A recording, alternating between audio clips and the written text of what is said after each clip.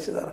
ಅಂದರೆ ಒಂದಕ್ಕೊಂದರಲ್ಲಿ ನಡೆದ ದಾಳಿ, ಈ ಎಲ್ಲ ದಾಳಿಗಳಿಂದಾಗಿ ಈ ಮಧ್ಯೆ ಮಾತುಕತೆ ಇರುತ್ತಂಥ ಈ ವಿಷಯ ಅಥವಾ ಯುದ್ಧ ವಿರಾಮದ ಸಮಯ ಇದೇನು ಇಲ್ಲೇ ಈ ಯುದ್ಧ ನಿಂತು ಹೋಗಿಬಿಡ್ತದೋ ಅಥವಾ ಯುದ್ಧ ಮತ್ತಷ್ಟು ಹೆಚ್ಚಾಗ್ತದೋ ಅನ್ನುವಂಥ ಮಾತುಗಳು ಬರ್ತಾ ಇದ್ದಾವೆ.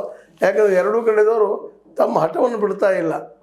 ತಮ್ಮ ಮಾತಿನ ಪ್ರಕಾರ ತಮ್ಮ ಮೂಗಿ ನೀರಕ್ಕೆ ನಡೀಲಿ ಅಂತ ಎರಡೂ ಪಕ್ಷದವರು ಹಠ ಹಿಡಿದ್ರೆ ಈ ಮಾತುಕತೆ ಆಗುವುದಿಲ್ಲ. ಮತ್ತಷ್ಟು ನಡು ಯುದ್ಧ ಆಗಿ ಇನ್ನಷ್ಟು ಹಾಳಾಗುವಂಥ ಎಲ್ಲ ಅವಕಾಶಗಳು ಹೆಚ್ಚಾಗ್ತಾ ಇದ್ದಾವೆ. ಇದರದಾಗ ಯಾರಿಗೆ ಲಾಭ ಯಾರಿಗೆ ಹಾನಿ?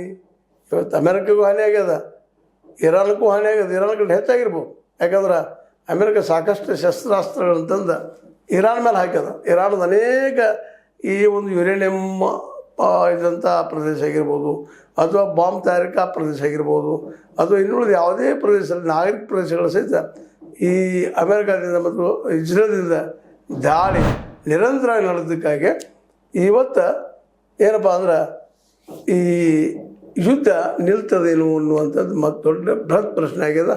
ಆದರೂ ಒಂದು ವಿಶ್ವಾಸ ಇರಬೇಕಾಗಿದ್ದು ಪಾಕಿಸ್ತಾನದಲ್ಲಿ ನಡೆದಂಥ ಈ ಚರ್ಚೆಯಲ್ಲಿ ಒಂದಿಷ್ಟು ಒಳ್ಳೆಯ ಬಂದಾವು ವಿಚಾರಗಳು ಅಂತೇಳಿ.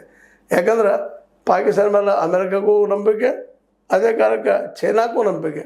ಭಾರತದ ವಿರೋಧವಾಗಿ